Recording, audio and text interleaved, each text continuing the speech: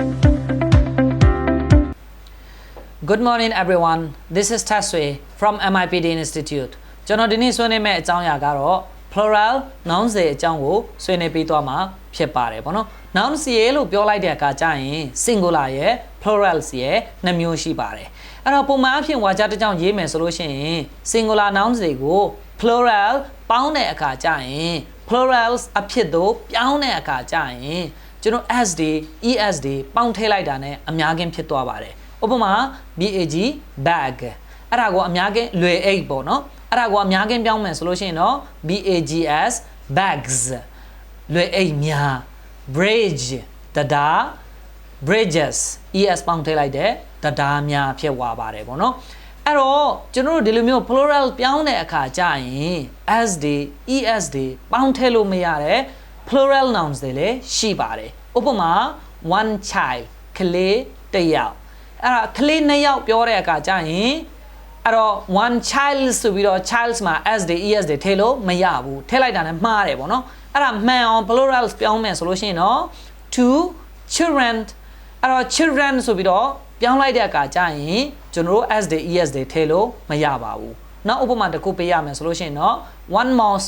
ကြွက်တစ်ကောင် two mice ကြွက်နှစ်ကောင်အဲ့တော့ဒီလိုပုံစံမျိုးရှိတဲ့ plural nouns တွေမှာ s တွေ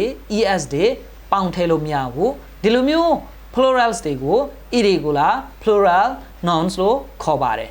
အလားတူပဲကျွန်တော်တို့ singular or plural nouns ကိုအတူတူပဲသုံးရတယ် plural nouns တွေလည်းရှိပါတယ်ဆိုလိုချင်တာက singular လည်းအတူတူပဲplural လည်းအတူတူပဲလုံးဝ s တွေ es တွေသုံးစရာမလိုဘူးထည့်လို့မရဘူးဥပမာနည်းနည်းကြည့်မယ်ဆိုလို့ရှိရင်တော့ one footwear footwear ဆိုတာဖနက်ပေါ့နော်အဲ့တော့ဖနက်တစ်စုံလို့ပြောလိုက်တာဖြစ်တယ်ဖနက်လို့ပြောလိုက်တဲ့အခါကျရင် slippers လို့ sandals လို့ shoes လို့အကုန်ပါတယ်ပေါ့နော်အဲ့တော့ဖနက်နှစ်စုံလို့ပြောချင်တဲ့အခါကျရင် two footwear အဲ့တော့ two footwear two ဆိုတဲ့စကားလုံးနှလုံးကိုသုံးလိုက်နှစ်စုံကိုသုံးလိုက်ပဲမဲ့လဲ footwear မှာသွားပြီးတော့ s တွေ es တွေဘာမှတစ်ခုမှထည့်စရာမလိုဘူးထည့်လိုက်တာနဲ့မှားသွားမယ်ပေါ့နော်အဲ့တော့ဒီလိုမျိုး s တွေ es တွေဘာတစ်ခုမှပေါင်းထည့်လို့မရတဲ့ singular တိုင်းပဲထားပေးရတဲ့ plural nouns တွေအများကြီးရှိပါတယ်နောက်ထပ်ဥပမာလေးလာကြည့်အောင် one series ဇာတ်လမ်းတွေတစ်ခုဇာတ်လမ်းတွေနှစ်ခုလို့ပြောချင်တဲ့အခါကျရင် two series အဲ့တော့ one species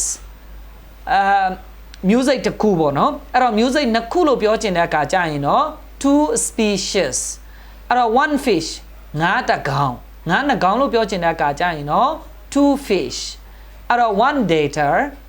အချက်လက်ကတစ်ခုအဲ့ဒါ data အချက်လက်နှစ်ခုလို့ပြောချင်တဲ့အခါကျရင် two data အဲ့တော့ data အချက်လက်နှစ်ခု one sheep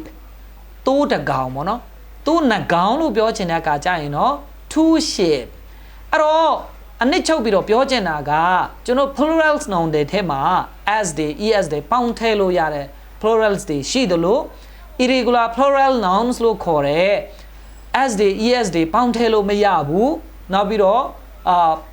singular နဲ့ plurals နဲ့လုံးဝမတူတဲ့ plural nouns တွေလည်းရှိပါတယ်ပေါ့နော်နောက်တစ်မျိုးရှိတာကတော့အခုန plural နဲ့ singular ကအတူတူပဲသူ့ကို singular နေရာမှာလည်းသုံးလို့ရတယ်လို့ plural နေရာမှာလည်းသုံးလို့ရတယ်ဆိုတာကိုမျှဝေချင်တာဖြစ်ပါတယ်